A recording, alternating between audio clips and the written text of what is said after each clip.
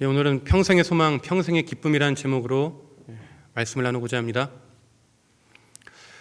하나님의 선택된 백성인 이스라엘은 자신들의 죄악으로 인해 멸망을 당하고 맙니다.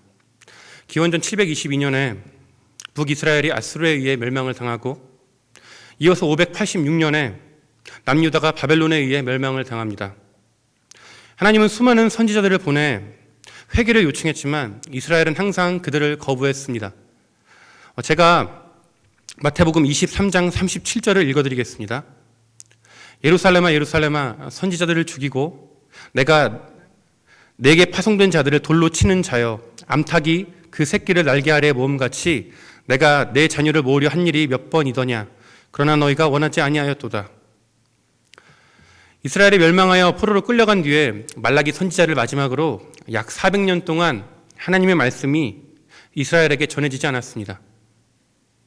그 기간 동안 이스라엘은 그리스와 이집트, 시리아 등에 의해 늘 압제를 받았고 결국은 로마 제국에 의해 속국이 되어버렸습니다.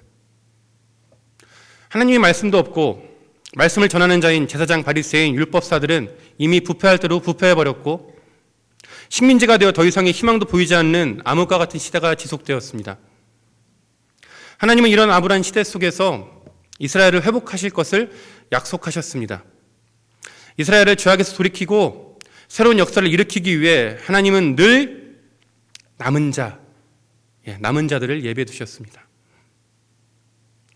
이사야 37장 31절로 32절을 제가 읽어드리겠습니다. 이사야 37장 31절로 32절입니다. 유다 족속 중에 피하여 남은 자는 다시 아래로 뿌리를 받고 위로 열매를 맺으리니 이는 남은 자가 예루살렘에서 나오며 피하는 자가 시온에서 나올 것임이라. 만군의 여호와의 열심히 이를 이루시리라. 아멘. 이스라엘의 멸망을 당하는 가운데도 하나님은 소돔과 고모라처럼 이스라엘을 전부 멸하지 아니하시고 몇몇의 사람을 남겨두셨습니다. 그들이 그루터기가 되어 이스라엘을 다시 회복하실 것을 약속하셨습니다. 오늘 본문 말씀을 통해서 이 남은 자들이 어떠한 삶을 살았는지 함께 은혜를 나누고자 합니다. 첫째로 남은 자들은 사회와 공동체의 위기 가운데도 기도하며 예수님을 기다렸습니다. 우리 함께 본문 말씀 25절을 합독하시겠습니다. 본문 25절입니다. 시작. 예루살렘에 시몬이라는 사람이 있으니 이 사람은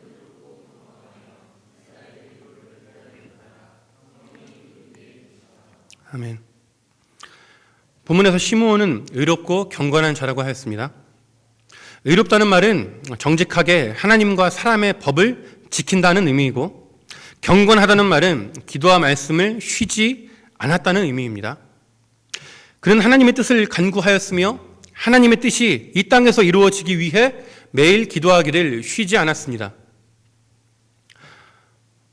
당시 이스라엘은 로마의 속국이 된 나라였으며 더 이상 소망이 없었고 지도자라는 사람들은 자신의 민족을 지키려고 하기는커녕 동족들의 고열을 짜내고 있었으며 선지자도 없어서 하나님의 말씀이 끊긴 상황인데다 이스라엘의 회복을 위해 아무리 기도를 해도 응답이 되지 않는 상황 속에서 시므온처럼 경건함을 유지하는 삶을 살아간다는 건 매우 어려운 일입니다. 어차피 해도 응답되지 않는다는 것이 400년이라는 세월을 통해 증명이 되었는데 한 번뿐인 인생을 소용없는 일에 무엇하러 기도하느냐고 그렇게 보일 수도 있습니다. 그럼에도 시므온은 기도하기를 쉬지 않았습니다. 우리는 어떻습니까? 암울한 시대를 살아가는 우리들에게 마찬가지로 기도하기란 결코 쉬운 일이 아닙니다. 나라의 혼란은 가중되어져만 가고 지도자라는 사람들은 청년 세대의 삶에 대안을 내놓기보다는 학자금과 전세자금 대출로 청년들을 빚쟁이로 양산하는 데 열심을 내고 있습니다. 교회는 연일 세상으로부터 비난을 받고 있고 교회 다닌다는 것이 더 이상 자랑이 되지 않습니다. 기도해도 변할 것 같지 않은 시대적인 상황 속에서 우리는 기도를 할 필요를 느끼지 못하고 있습니다. 우리는 더 이상 기도에 힘쓰지 않습니다. 지금 우리 한국 사회보다 더 각박하고 어려운 시대 속에서 시므온은 어떻게 기도하기를 쉬지 않을 수 있었을까요? 시므온은 하나님께서 이스라엘을 위로하실 것을 기다렸는데 이는 메시아를 기다렸다는 의미입니다. 시므온이 암울한 시대 속에서 기도를 그치지 않을 수 있었던 것은 메시아를 기다렸기 때문입니다. 그리고 그에게 하나님의 약속이 주어졌습니다. 우리 함께 본문 26절을 합독하시겠습니다. 26절입니다. 시작. 그가 주의 그리스도를 보기 전에는 죽지 아니하리라 하는 성령의 지시를 받았더니. 아멘. 시므온은 예수님을 보기 전에는 죽지 않을 것이라는 성령의 약속을 받았습니다. 우리가 읽은 본문 25절 하반절에서 증언하듯이 성령이 시므온의 위에 있다라고 하는데 이 말은 즉 성령 하나님께서 늘 시므온과 동행하셨다는 것입니다. 시므온은 성령 하나님과 동행함으로 예수님의 오심을 믿을 수 있었으며 오랜 세월 이를 위해 기도할 수 있었던 것입니다. 말라기 선지자 이후 예수님이 오시기 전까지 하나님의 말씀이 끊겼다고 여겼던 그 시대 가운데서도 이 시므온처럼 성령 하나님과 동행하는 사람이 있었습니다. 시대가 아무리 암울하고 우울해도 하나님과 동행하는 사람들은 반드시 있습니다. 지금 우리의 신앙생활이 소극적이고 버티는 것만 해도 대단하게 여겨지는 시대적인 상황 속에서 성령님과 동행하는 삶을 사는 사람들이 분명히 있습니다.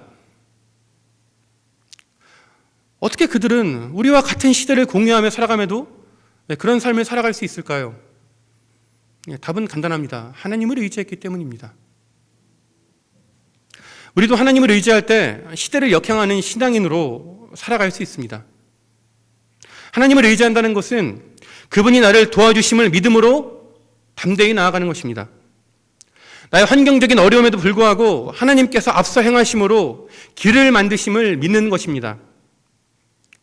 바쁘고 피곤한 회사 생활을 겨우 버티는 것도 힘에 부치는 상황 가운데서도 하나님께서 내게 힘을 주시고 능력을 주셔서 날마다 기도하고 말씀을 읽는 삶을 지속할 수 있도록 도와주심을 날마다 경험하며 사는 것입니다. 특별히 우리는 각박한 시대 가운데 육신이 피곤하고 마음이 지쳐서 기도하기를 어려워합니다. 그러기에 우리는 더욱더 하나님의 능력을 의지해야 합니다. 예수님께서 겟세마네 동산에서 기도하실 때 제자들에게 나와 함께 깨어 있어 달라고 부탁하셨습니다. 제자들에게 처음으로 무언가를 부탁하신 것이죠. 하지만 제자들은 연이은 일정으로 피곤한 육체와 그리고 예루살렘에 당도하여서 예수님을 죽이려는 저 무리들의 그 위협으로 인해 항상 경계하였고, 그리고 무엇보다 예수님께서 당신이 곧 죽을 것이라는 말을 전해 들은 제자들은 피로와 슬픔으로 인해 깨어있기가 매우 어려운 상황이었습니다. 가뜩이나 몸도 피곤한데 당신의 스승께서 갑자기 죽으신다는 말을 하고 때마침 죽이겠다고 기세등등한 사람들이 주변에 보이고 제자들은 정신이 없었습니다. 그 늦은 시간 예수님이 기도하러 가실 때 깨어있는다는 것 자체가 거의 불가능에 가까운 상황이었습니다. 결국 제자들은 잠이 들었습니다. 슬퍼하다가 잠이 들었다고 성경이 증언하고 있습니다. 그런 제자들을 보시고 예수님께서 그래 피곤하니까 그럴 수밖에 없지, 그렇게 말씀하지 않으셨습니다. 나와 함께 한시도 깨어있을 수 없느냐라고 말씀하셨습니다. 누구보다 십자가를 눈앞에 둔 예수님께서 심적으로도 육적으로도 가장 힘드셨을 테지만 끝까지 포기하지 않고 기도하셨을 때 하나님께서 천사를 보내시어 예수님의 기도를 도우셨습니다. 하나님은 당신을 의지하고자 몸부림치는 자들의 기도를 결단코 외면하지 않으십니다. 그리고 그들이 당신을 의지할 수 있도록 힘을 주시고 능력을 주시고 그리고 환경 또한 이끌어 가십니다.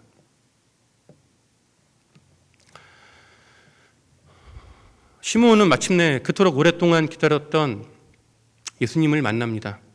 성령님께서 시몬의 마음에 감동을 주셔서 그를 예수님이 있는 성전으로 인도해 가십니다. 우리 함께 본문 27절부터 29절을 합독하시겠습니다. 27절부터 29절입니다. 시작. 성령의 감동으로 성전에 들어가매 마침 부모가 율법의 관례대로 행하고자 하여 그 아기 예수를 데리고 오는지라. 시므온이 아기를 안고 하나님을 찬송하여 이르되 주제여 이제는 말씀하신 대로 종을 평안히 놓아 주시는도다. 아멘.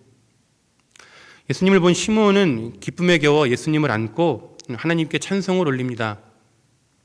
하나님의 약속을 마침내 하나님께서 이루어 주셨으니 이제는 내가 평안히 살 수 있겠다. 평안히 내 삶을 마칠 수 있겠다라고 고백합니다. 우리는 시몬의 고백을 통해 그가 얼마나 예수님을 간절히 기다렸는지 알 수 있습니다. 마치 이산 가족이 수십 년 만에 가족을 다시 만났을 때 이제는 죽어도 여한이 없다라고 말하는 것과 같이 그토록 오랫동안 기다렸던 예수님을 직접 만났으니 이제 더 이상 여한이 없다는 것입니다.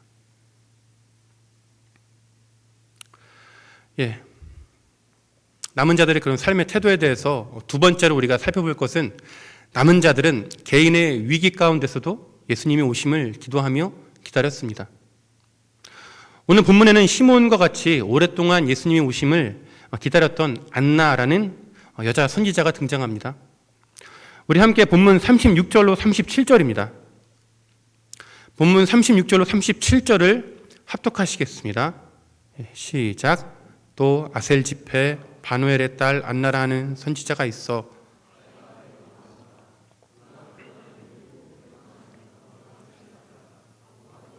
84세가 되었더라. 이 사람이 성전을 떠나지 아니하고 주야로 금식하며 기도함으로 섬기더니. 아멘. 안나는 결혼한 후에 7년 동안 남편과 함께 살다가 과부가 되어 84세가 될 때까지 재혼을 하지 않고 성전에서 주야로 금식하며 기도하기에 힘썼습니다. 당시 여자가 보통 15살 전후에 결혼을 했으니 안나는 15세에 결혼하여 22세에 남편을 잃고 62년 동안 기도하며 예수님을 기다린 것입니다. 이렇게 안나가 평생을 기도하면서 예수님을 기다리는 삶을 어떻게 살 수 있었을까요? 혹자는 이렇게 이야기합니다. 더 이상 의지할 데가 없으니 자연스럽게 하나님을 의지하는 것 아니냐라고 말합니다. 하지만 우리는 안나가 받은 상처를 간과해서는 안 됩니다. 사랑하여 함께 살던 남편을 잃어버린 상처가 얼마나 큰지 간과해서는 안 됩니다. 결혼한 분들은 정말 잘 알 겁니다. 만약에 사랑하는 남편이나 아내를 잃어버린다는 그 고통은 감히 상상할 수가 없습니다. 저도 결혼을 했지만 정말 상상하기도 싫습니다. 만약에 그런 일이 벌어진다면 내가 과연 하나님을 원망하지 않을 수 있을까? 내가 과연 지금의 신앙생활을 유지할 수 있을까? 솔직히 저 스스로도 자신이 없습니다. 그만큼 어려운 일입니다. 안나가 남편을 잃고 62년 동안 성전을 지키며 기도했다는 건 우리가 생각하는 것만큼 쉬운 일이 아닙니다.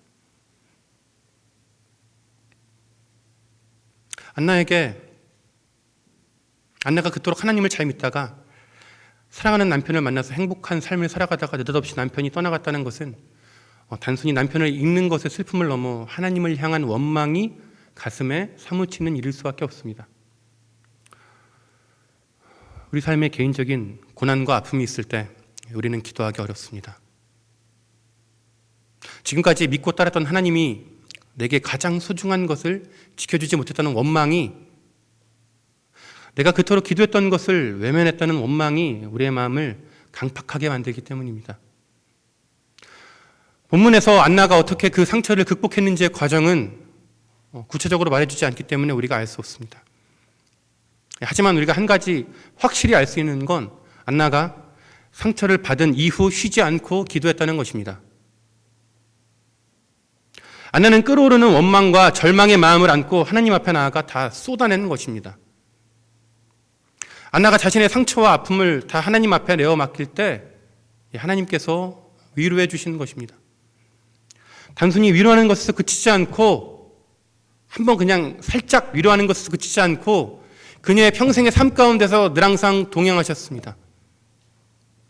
안나에게 성령님이 동행했다는 단서를 우리는 본문 38절에서 찾을 수 있습니다. 안나가 예수님을 만났을 때 마침 이때 나와서 예수님을 맞이했다라고 했습니다. 시므온에게 마침 이때를 알려주신 성령님께서 안나에게도 동일한 방법으로 역사하심으로 예수님을 만나게 하시는 것입니다. 성령 하나님께서 시므온과 늘 항상 동행하셨듯이 안나와도 늘 항상 동행하시는 것입니다. 예수님을 만난 안나는 하나님께 감사했습니다. 평생 감사의 제목이 없을 법한 삶을 살았던, 원망과 절망으로 점철될 수밖에 없는 삶을 살았던 그녀의 입에서 감사가 터져나온 것입니다.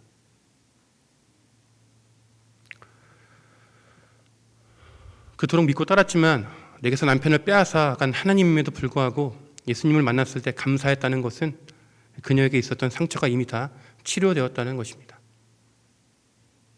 하나님이 더 이상 원망의 대상이 아니라 소망과 감사의 대상이 되었으며 하나님이 내게 주신 약속을 기다리는 삶을 살 수 있었던 것입니다. 혹시 이 자리에 하나님을 향한 원망의 마음을 가득 안고 계신 분이 계시다면 하나님께서 위로해 주심으로 하나님이 원망의 대상이 아닌 감사할 분으로 변화되시길 간절히 바랍니다. 셋째로, 남은 자들은 고난의 길임을 뻔히 알면서도 그 길을 걸어갑니다. 시몬은 예수님께서 온 열방의 메시아 되심을 찬양한 후에 마리아에게 의미심장한 예언을 합니다. 우리 함께 본문 34절로 35절을 합독하시겠습니다. 본문 34절로 35절입니다. 시작.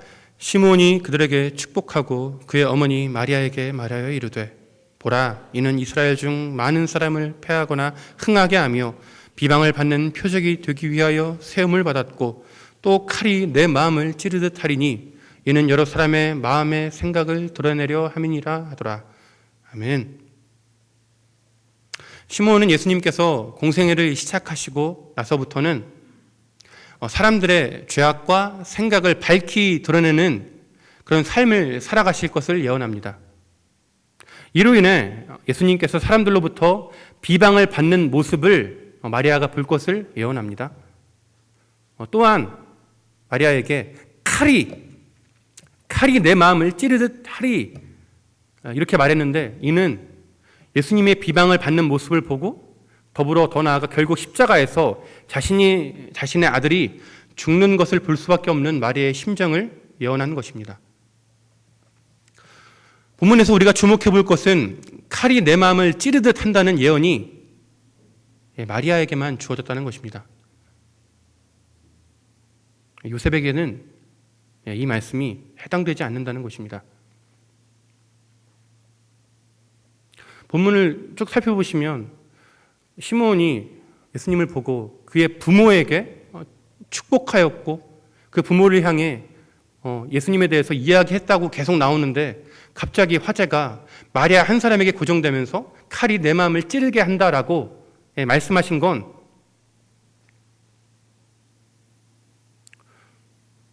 당연히 마리아가 예수님의 어머니니까 그런 모습을 보면 마음이 칼로 후벼 파는 것 같겠죠. 그러면 요셉이 아버지인데 아버지에게 세상 어느 아버지가 자기 자식이 비방을 받고 그렇게 죽임당할 걸 보면서 마음이 안 아플 아버지가 어디 있겠습니까?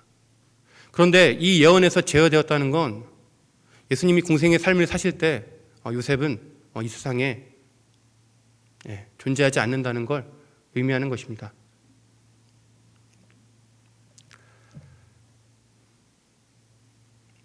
시몬이 이 예언을 요셉에게 하지 않았다는 것은 요셉은 예수님이 그런 모습을 보기 전에 죽게 된다는 것입니다. 이 짧은 예언을 통하여 마리아는 자신의 아들이 비방을 받고 죽임을 당하여 마음이 찢어질 듯이 아플 텐데 그 아픔에 남편이 동참하지 않음을 알게 되는 것입니다. 안나가 과부로 평생을 살아갔듯이 이런 시기에 마리아도 과부로 살아갈 것이 자명해진 것입니다. 15세 전후의 나이에 마리아가 사랑하는 사람을 만나 시집을 갔는데 느닷없이 하나님께서 나타나셔서 자신에게 성령을 통해 잉태될 것을 말씀하시고 정혼한 상태, 즉 결혼까지 이르지 않은 상태에서 아직 관계를 맺지도 않았는데 어디서 마리아가 배가 불러와가지고 요셉에게, 남편에게 마리아는 버림받을 뻔하기도 하였고,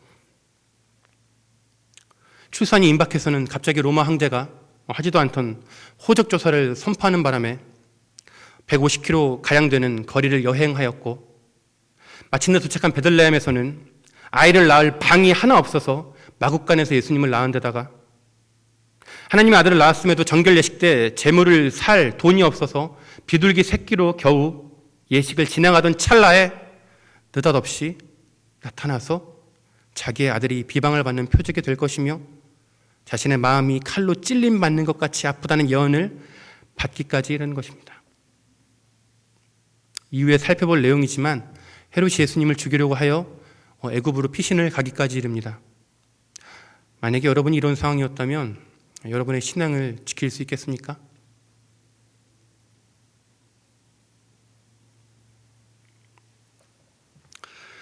그런데 마리아는 자신의 신앙을 지켰습니다. 그 길이 마음을 칼로 후벼 파는 이름을 알고 있음에도 그 길을 갔습니다. 마리아가 이 길을 갈 수 있었던 것은 자신이 걷는 길이 하나님의 뜻 가운데 있음을 믿었기 때문이었습니다. 하나님을 의지했기 때문에 뻔히 보이는 고난의 길이라고 할지라도 한 걸음씩 나아갈 수 있었습니다. 말씀을 맺으려 합니다. 오늘 우리가 살펴본 남은 자들은 물론이거니와 예수님 역시 하나님을 의지함으로 십자가를 지실 수 있었습니다.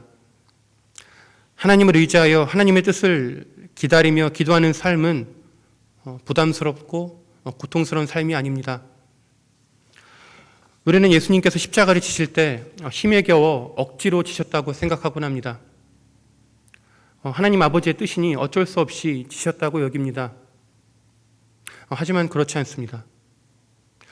시편 16편은 메시아 시편이라고 불리웁니다. 다윗은 예수님이 오시기 이전부터 예수님이 이 땅에 오심을 알고 있었습니다. 그랬기에 다윗은 예수님을 자신의 주라고 고백하기도 했습니다. 그리고 다윗은 자기 안에 계신 그 성령의 충만함을 늘 항상 인지하고 살아갔습니다. 그로 인해 자기가 성령님을 통해서 노래 잘하는 자라고 스스로를 소개하기도 했습니다. 다윗이 시편 16편을 지었는데 저자가 다윗인데 베드로는 이 시편 16편에 대해서 다윗이 예수님을 가리켜 쓴 시라고 증언했습니다. 그리고 시편 16편에서 다윗이 예수님을 가리켜 노래를 부르는데 주어를 3인칭이 아니라 1인칭을 사용했습니다.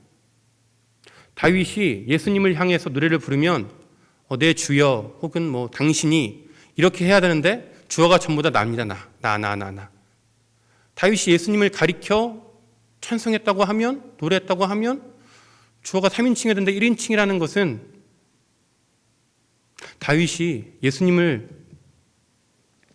예수님이 다윗의 입술을 사용하셔서 직접 노래하셨다는 것입니다.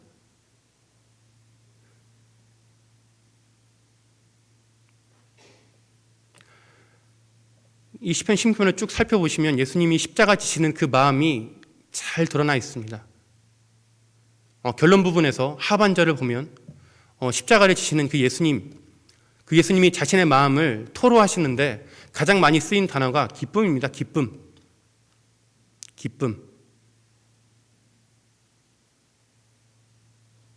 다윗의 입술을 통해서 자신의 십자가 지심에 대해서 이야기하신 예수님께서 기쁨에 대해서 가장 많이 말씀하셨다는 것은 예수님께서 십자가를 기쁨으로 지셨다는 것입니다. 억지로 끌려가서 지신 게 아니라 기쁨으로 자원하여서 지셨다는 것입니다.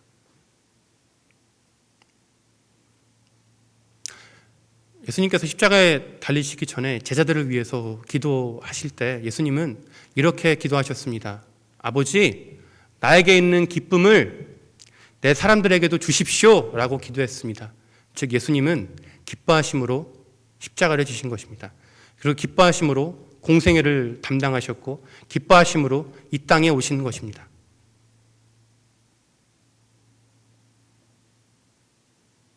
마찬가지로 오늘 본문에 나오는 시몬과 안나 그리고 마리아는 억지로 하나님이 내게 말씀하셨으니까 억지로 이 길을 간 것이 아니라 기쁨으로 이 길을 간 것입니다.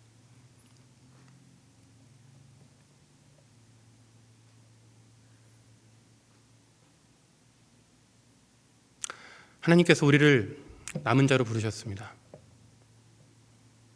그리고 우리에게 남은 자의 삶을 당부하셨습니다. 부탁하셨습니다.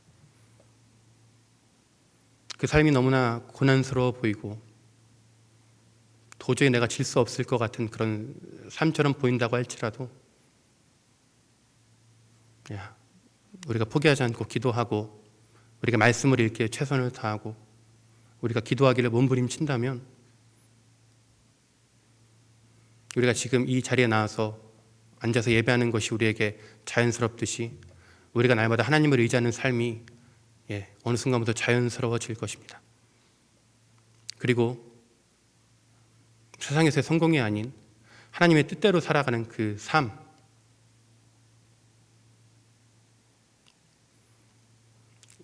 오늘 우리가 본문에서 살펴본 믿음의 선배들은 예수님의 오심을 기다렸지만 우리는 예수님의 다시 오심을 기다리는 자로서 이 소망을 갖고 우리가 살아간다면, 우리 믿음의 선배들이 평생을 소망한 그 삶을 살아간다면 우리 믿음의 선배들처럼 우리의 삶 가운데 평생 기쁨이 함께할 것입니다.